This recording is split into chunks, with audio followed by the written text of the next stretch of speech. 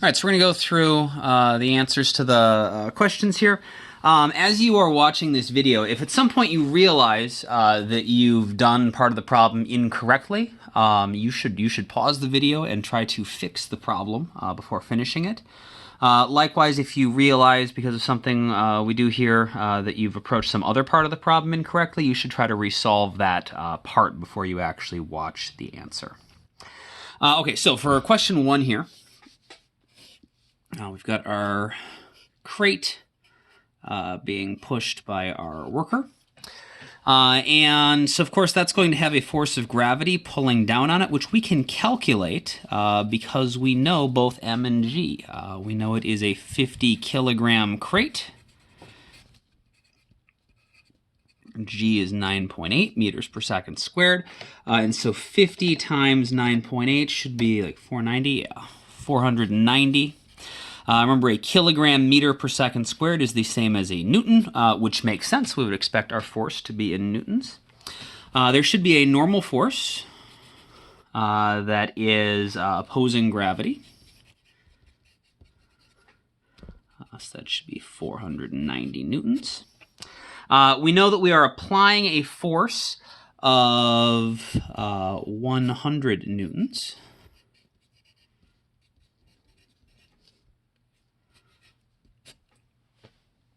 And we know it's on a rough floor, and so there's going to be some friction. And so, and it was at rest, so it's going to be static friction, at least at first. We'd have to check. So the question is this strong enough to overcome the static friction or not? And so to figure that out, so we know there's some static friction, but like we don't know, is it going to be like this big, or like this big, or what's going on? And so what we do know is that the maximum force of static friction is equal to the coefficient of static friction times the normal force. We said our coefficient of static friction was 0.4. Our normal force we have here, that's 490. And so that's going to be 196 newtons. Now remember, the static friction is not going to pull back with 196 newtons. If it did, we would actually have an unbalanced force. The static friction pulling backwards would be unbalanced by 96 newtons, and the crate would start to accelerate in the opposite direction the worker is pushing it, which is, of course, not what friction wants. And so the static friction is just going to you can go up to 196. In this case, it's just going to go 100 newtons. Which is just enough to make sure everything cancels out. That means that the net force is going to be 0. And since acceleration is the net force over the mass, the acceleration is going to be 0 meters per second squared. And so the description of our motion is it is at rest. It was at rest before, it is not accelerating, so its velocity is not going to change, and it's going to stay at rest because all of our forces are balanced. So you can think about it as first law, second law, however you want to get there. For question 2, there's not a lot of work to this one. In order to get the crate to move, we need to push hard enough to overcome static friction. And we know the maximum force of static friction is 196 newtons. And so this is where it gets, this is confusing to some people because of limits. So you need to push hard enough to overcome the maximum value of static friction. But if like the maximum value of static friction is 196 newtons, that means that you can overcome it by pushing with 196.000000000000000000000000001 newtons. It can be infinitesimally more than 196. And so in that case, it's always going to round to 196. And so we say both 196 newtons is exactly how much force you would need to push in order to get it to move, to break through static friction. But also, if I ask the other side of the question, what is the maximum force you could push with without it getting to move, that would also be 196 newtons. It's just, infinitesimally on the other side. But in both cases, it's going to round to 196. And so 196 newtons, though, is the force necessary to overcome static friction, because Our maximum force of static friction is 196, and so if we go just some infinitesimal bit more, which rounds back to 196, that'll be enough to break our static friction. So if we then continue to push with 196 newtons, so now we've got our crate. Our force of gravity has not changed. That is still going to be 490 newtons. Our normal force is still going to be equal to the force of gravity, which is still going to be 490 newtons. And our applied force now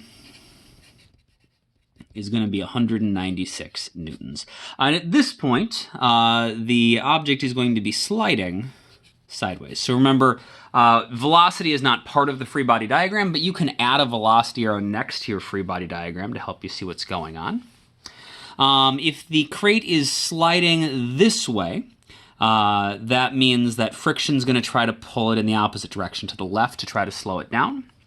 And so we need to figure out how much kinetic friction there's going to be. And, kinetic friction, if it is the same as the applied force, we're just going to go to constant velocity. If it's less than the applied force is going to win. Crate's going to get faster and faster and faster. If your kinetic friction is ever bigger than your applied force, then kinetic friction wins and the object's going to start to slow down. So we need to figure out how big that kinetic friction is to figure out, how long that arrow is going to be. And so we know the equation for the force of kinetic friction is the coefficient of kinetic friction times the normal force.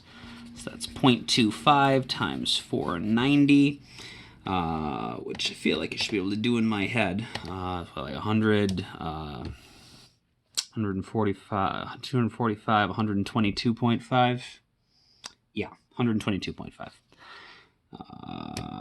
122.5. newtons. And so we can see the force of kinetic friction is going to be less than my applied force. So I'll make sure in my diagram that my kinetic friction arrow is a little bit smaller than my applied force arrow. And that's going to be 122.5 newtons. So that means that my net force is going to be to the right, because my rightward force is bigger than my leftward force. My up and my down forces cancel. And so my net force is going to be equal to Fa minus the force of kinetic friction, which is going to be 196 minus 122.5, which is going to be 73.5, I think. Yeah, 73.5 newtons. And of course, the acceleration has to be in the same direction as the net force. And we know the acceleration is always equal to the net force over the mass. So that's going to be 73.5 over our 50 kilograms, which is going to be 1.47 meters per second squared as our acceleration. To the right. Just to make sure we're clear on Newton units, what happened here is this 73.5, that was in newtons.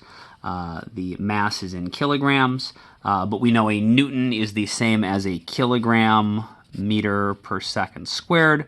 We divide that by kilograms, and so our kilograms cancel out and we get our meters per second squared that we see here.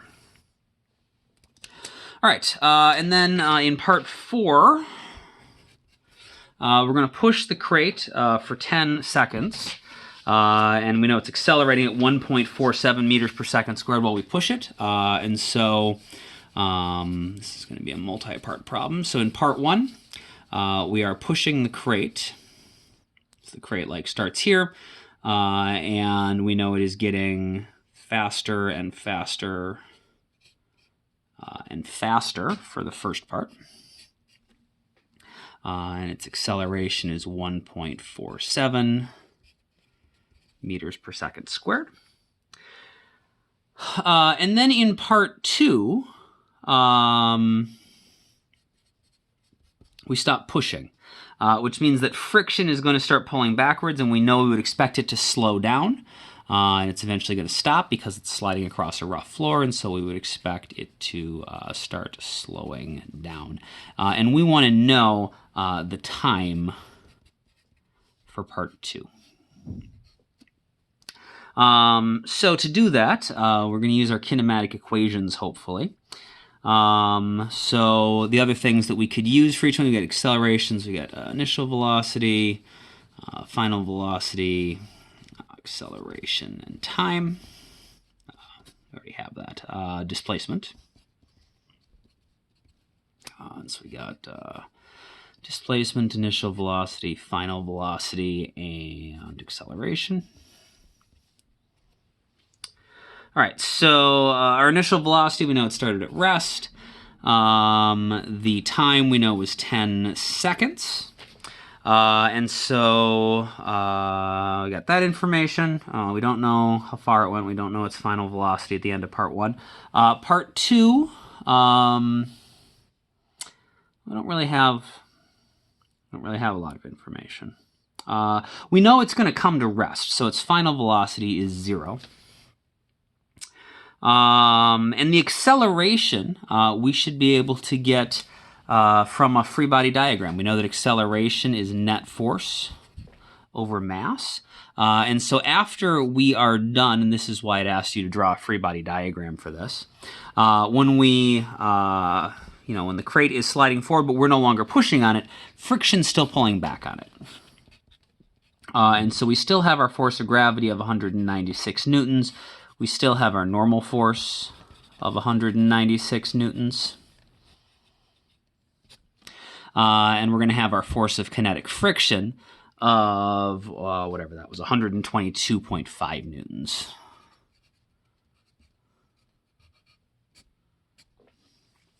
And so that means that the net force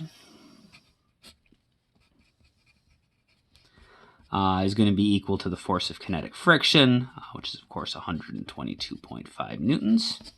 And so it has to be accelerating to the left. The acceleration is always the net force over the mass. So that's going to be 122.5 over 50, which is 2.45 meters per second squared. That is to the left, though. And so if we are using to the right as positive, which is what we did here, if we make that a positive 1.47, this acceleration is going to be negative 2.45 meters per second squared. That is still not enough information to solve, though. We got 1, 2, we need 3 things before we can use a kinematic equation to find a 4th one. And so what we need to recognize here is that the initial velocity for part 2 is the same as the final velocity for part 1. So the initial velocity for part 2 is the same as the final velocity for part 1. So it's the initial velocity for part 1, our final velocity at part 1. And so we need to figure out what this is, and then we can plug that in here, and then that'll allow us to solve the problem. So for part 1, we don't know the displacement, so I want the kinematic equation that is independent of displacement. So that is going to be final velocity equals initial velocity plus acceleration times time. Alternatively, this is the exact same thing. It's just a rearranged version, remember, of acceleration is the change in velocity over the time, right? It's just the definition of acceleration. Also is independent of displacement. You can see there that they're the same equation. So whichever one of these you started with is fine. So it's going to be 0 plus our acceleration was 1.47 times 10 seconds. It's going to be 14.7 meters per second, which is pretty zippy for a crate. So 14.7 meters per second. So that means that we are going to start at a velocity of 14.7 meters per second. So our initial velocity for part 2 is 14.7 meters per second. We want to figure out what we know our final velocity at the end of part 2 is 0. We know our acceleration is negative 2.45, so we want to find the time. Again, we're going to use the kinematic that's independent of displacement, so same one. So this was part 1.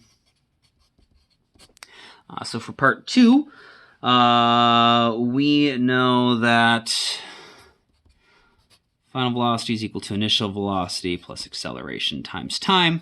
That means that time is going to be equal to final velocity minus initial velocity over acceleration. So our final velocity is 0. Our initial velocity was, what do we say, 14.7.